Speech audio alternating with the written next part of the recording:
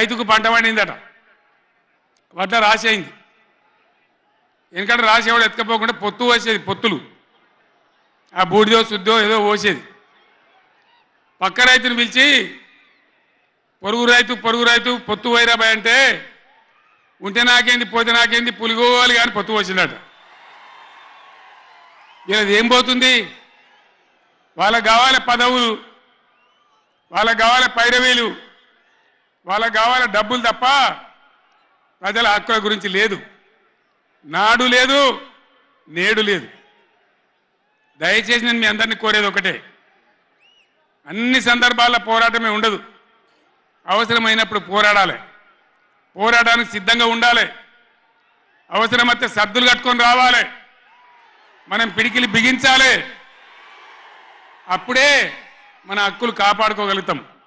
అటు కేంద్రాన్ని కానీ అధికారులను కానీ కృష్ణా ట్రిబ్యునల్ కానీ రాష్ట్ర ప్రభుత్వం కూడా భద్రప పనిచేయకుండా అప్రమత్తంగా ఉంచేటట్టు కానీ నడవాలంటే మనం ఎప్పటికప్పుడు జాగ్రత్తగా పులుల్లాగా కొట్లాడాలి. ఈ మాట చెప్పడానికి నేను ఇంత దూరం వచ్చిన, మిమ్మల్ని అందరినీ సమీకరించిన. ఇప్పుడు గవర్నమెంట్ వచ్చింది, గవర్నమెంట్ వచ్చిన కాడి నుంచి మీరు చూస్తాను, ఎవడన్నా కొత్త గవర్నమెంట్ వస్తే ఏం చేయాలి?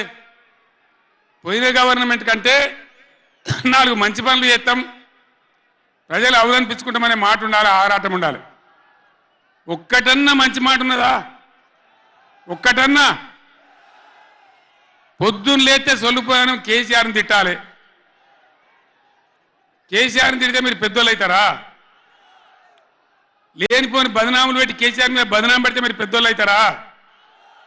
ప్రజల హక్కులు గాలికి వదిలేసి ఏ విధంగా అసెంబ్లీలో మాట్లాడుతున్నారో, ఎటువంటి దుర్భాష మాట్లాడుతున్నారో, ఎంత దుర్మార్గమైన పద్ధతిలో మాట్లాడుతున్నారో టీవీలో సాక్షిగా మీరు అందరు చూస్తూ ఉన్నారు.